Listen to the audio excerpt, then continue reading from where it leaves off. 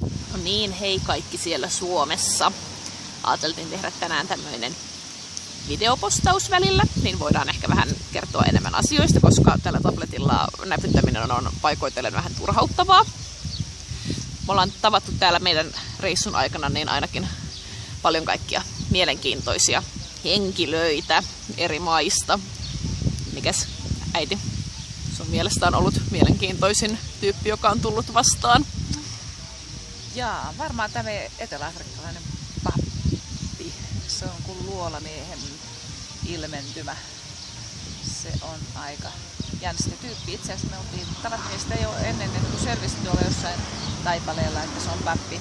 Tosin hän on nyt luvan Annille tämän pyhän hengen kosketuksen jossain pulkkakan muodossa ilmeisesti lähettää.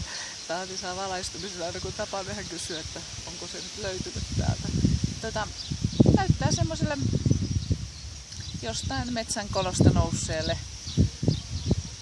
luolamiehelle, mutta on ollut oikein ystävällinen ja mukava ja hyvä tarinankertoja, mutta emme ole saaneet oikein selvää vielä, onko kaikki posliinit kaapissa järjestyksessä vai ei.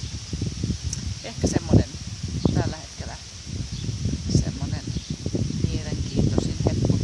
Tosin kaikki muutkin on ollut kauhean kivoja, kun ne on jutustellut ja kertonut itsestään ja matkantekotavoistaan, koska täällä on niin monta matkantekotapaa ilmeisesti, kun on ihmisiäkin. Kuka menee fillarilla ja kuka menee kävellen, kuka menee nopeasti, kuka hitaasti.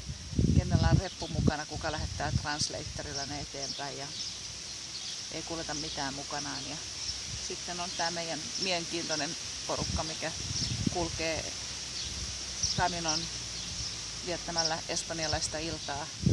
Eli se mikä on täällä tapana iltaisin, että kuljetaan tapaksilla baarista baariin, niin he kulkevat ilmeisesti baarista baariin matkan varrella. Pääsääntöisesti taksilla. Taksilla, bussilla. Sen jälkeen kun jalat on niin kipeät alkumatkasta, ettei pysty enää kävelemään. Mutta silti me heitä täällä edelleen tapaamme samoja ketä alkumatkasta.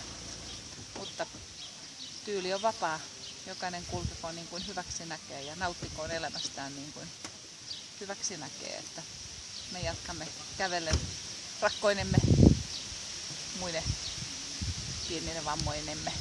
Ei vaan, me ollaan päästy tosi vähällä. Se on tosi kiva. Ei ole ahdittu liikaa kilometrejä.